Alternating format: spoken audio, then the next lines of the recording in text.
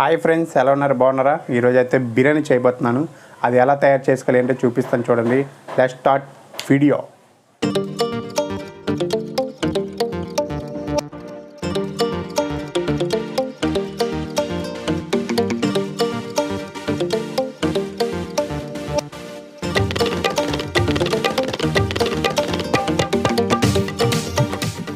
ముందైతే ఉల్లిపాయలు తీసుకోవాలి. ఫ్రైడ్ ఆనియన్స్ చేసుకోవాలి కదా, ఫ్రైడ్ ఆనియన్స్ చేయాలి. ఇప్పుడు ఇవన్నీ కట్ చేసుకోవాలి, ఉల్లిపాయలు మొత్తం.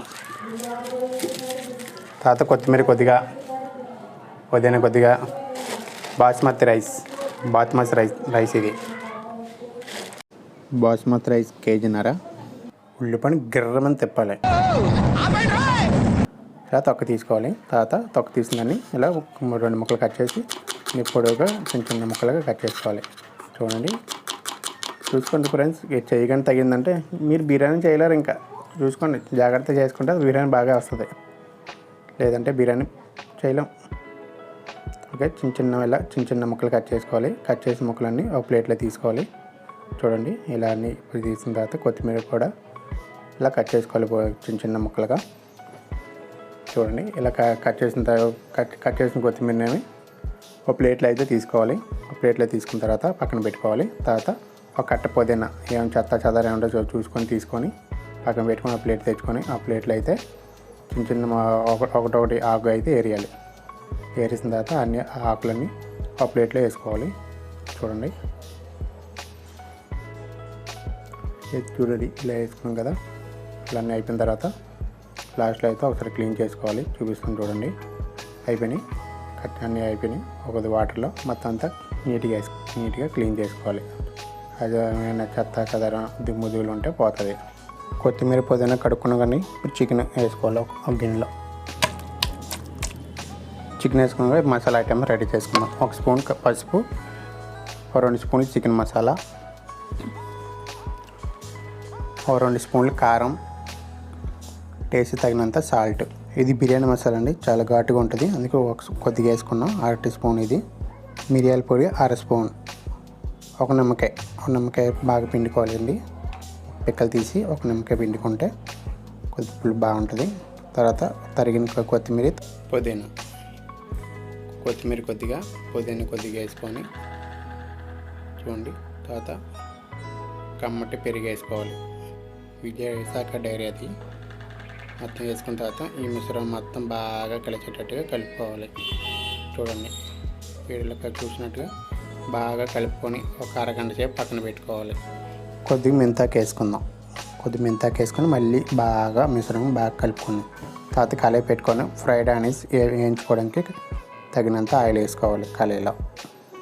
చూడండి, ఈ ఆనియన్స్ మొత్తం దాంట్లో వేసుకొని మొత్తం బాగా ఫ్రై చేసుకోవాలి. మధ్యలో ఇలా కలుపుతూ ఉంటూ బాగా ఫ్రై అయిపోకుండా మాడిపోకుండా జాగ్రత్తగా నీట్గా మధ్యలో కలుపుకోవాలి. వేయించుకునే లోపు 1/2 అవర్ అయిపోతుంది. అలాగా కట్ చేసుకుని అన్నీ చేసేలోపు ఈలోపు చికెన్ నానుతుంది. చూడండి, దగ్గరికి అయిపోతుంది.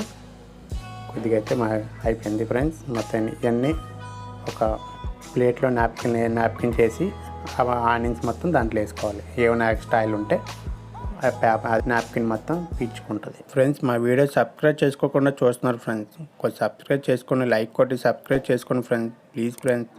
లైక్ కొడితే మరికొంతమందికి అయితే యూట్యూబ్ అయితే చూపిస్తుంది. చూడండి, అయిపోయింది. మొత్తాన్ని వేసేసుకున్నాను ఇందులో. కాస్త పక్కన పెట్టి ఇప్పుడు అదే బిర్యానీ అనుకునే బాండి పెట్టుకోవాలి. తర్వాత 2 స్పూన్లు నెయ్యి వేసుకోవాలి. నెయ్యి వేసిన తర్వాత బాగా ఆ ముద్ద మొత్తం కరిగినాక కొద్దిగా ఫ్రైడ్ ఆయిల్ మిగిలింది కదా, అది కొద్దిగా వేసుకున్నాను ఇందులో. ఓన్లీ నెయ్యి అయితే సరిపోదు కదా, అందుకే కొద్దిగా ఆయిల్ వేసుకున్నాను. దాంట్లో చెక్క కొద్దిగా, యాలకులు కొద్దిగా, మిరియాలు కొద్దిగా, లవంగాలు కొద్దిగా, జాజి పువ్వు కొద్దిగా, తర్వాత జాజికాయ ఒకటి, మరాఠీ మొగ్గ ఒక 3, సాజీర కొద్దిగా. ఇవన్నీ కలిపి ఆ బాండీలో వేసుకోవాలి. ఆకు మర్చిపోయిన బిర్యానీ ఆకు వేస్తాను చూడండి, అది కూడా ఇప్పుడు వేస్తాను. బిర్యానీ ఆకు కూడా ఒక 4 వేస్తాను. అది కూడా బాగా వేయించుకొని కడిగాను. నేను ఇందులో ఒకటి మర్చిపోయాను ఫ్రెండ్స్, అదేంటో లాస్ట్లో చెప్తాను చూడండి. లాస్ట్ వరకు ఈ వీడియో చూస్తే నేను ఇందులో ఏం మర్చిపోయినా చెప్తా లాస్ట్లో. తర్వాత చికెన్ అయితే ఇందాక పక్కన పెట్టుకున్నాం కదా, అది మొత్తం ఇందులో వేసుకోవాలి.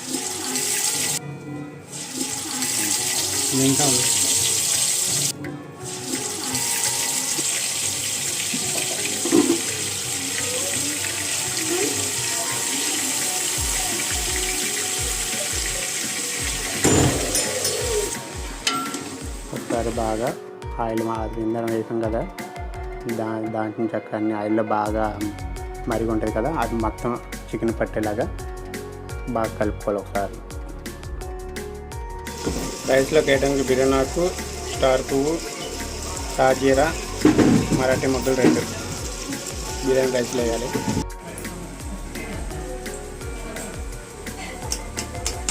చూడండి అవన్నీ ఇందులో వేసుకున్నాం. అవన్నీ తర్వాత గిన్నె మారిపోతుందండో, తర్వాత గిన్నె మారిపోయిందని అక్కడ కామెంట్లో పెట్టకండి, సైజ్ సరిపోవట్లేదని చెప్పి గిన్నె మార్చాం. చూడండి ఇవన్నీ అందులో అయిపోయిన తర్వాత చూడండి రైస్ అయితే దగ్గరికి వచ్చింది. చికెన్ కూడా బాగా కింద మొత్తం అంతా రెడీ అయిపోయింది. చికెన్ కూడా ఈ రైస్ మొత్తం ఆ చికెన్ బాండీలో వేసుకోవాలి, బిర్యానీ బాండీలో. చూసారా గిన్నె మారిపోయింది అంటే తెలియక మా ఆవిడ వేసింది అన్నమాట. వేరే దాంట్లో చిన్న గిన్నెలో పెట్టేసింది, సరిపోలేదని చెప్పి మళ్ళీ గిన్నె మార్చాం. చూడండి అది మొత్తం కొద్ది మొత్తం అంతా గ్రైండ్ చేసుకోవాలి.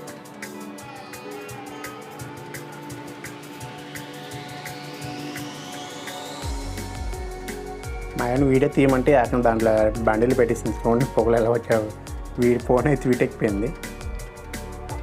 నేను మొత్తం ఏ వీడియో చేసినా సరే ఫోన్లోనే ఎడిటింగ్ కానీ వీడియో కానీ దేంట్లో ఏదైనా సరే ఫోన్లోనే చేస్తాను. ఫ్రైడ్ ఆనియన్స్ కొద్దిగా అయిపోయిన ఒక లేయర్ లాగా వేసుకోవాలన్నమాట.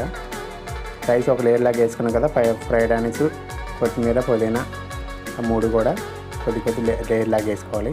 దానిపైన మళ్ళీ రైస్ వేసుకోవాలి. చూడండి మళ్ళీ అయిపోయింది కదా, మళ్ళీ పైన లేయర్ లాగా వేసుకోవాలి. మళ్ళీ కూడా ఫ్రైడ్ ఆనియన్స్, కొత్తిమీర, పుదీనా ఈ 3 కూడా మళ్ళీ వేసుకోవాలి. చూడండి వేసుకున్నాం కదా. ఇప్పుడైతే కలర్ వేసుకున్నాం. మనకు నచ్చిన ఏ కలర్ అయినా వేసుకోవచ్చు. నా దగ్గర రెడ్ కలర్ ఉంది కాబట్టి రెడ్ కలర్ వేసుకున్నాను. ఫుడ్ కలర్ ఇది. నాకు కలర్ కావాలంటే వేసుకోవచ్చు, లేదంటే లేదు. కొద్దిగా అట్రాక్షన్ బాగుంటుంది కదా, వీడియో తీస్తున్నాం కాబట్టి వేసాను. మళ్ళీ లాస్ట్ ఫైనల్ మిగిలిన ఆనియన్స్, కొత్తిమీర అన్నీ కూడా ఫైనల్ టచ్ మొత్తం చేసేయాలి. చూసారా కలర్ఫుల్గా ఉంది కదా, బాగుంది కదా, నాకు కూడా నచ్చింది. టేస్ట్ అయితే చూడండి. తర్వాత అయితే ఒక అట్లు వేస్తాం కదా, కొద్దిగా బాగా లావు ఉండేది పొయ్యి కింద పెట్టుకుని దానిపైన పెట్టాలి. చూడండి ఇదేంటండి మా ఆవిడ చున్నీ పడతావా అని చెప్పి అంటుంది. అది ఇంకేం వేయాలని చెప్పి ఇలా ఆవిరిపోకుండా ఉంటుంది. చూడండి ఇలా మొత్తం పెట్టుకున్న తర్వాత ఆవిరిపోకుండా క్లాత్ అయితే ఒకసారి తడిపి పెట్టుకుంటే తొందరగా ఆవిరి బయటకు వెళ్ళదు. పొడి కదా అనుకోండి పోతుంది అన్నమాట, ఆవిరి తొందరగా అవుతుంది. తర్వాత చూడండి మూత కూడా సెట్ అవ్వలేదండి.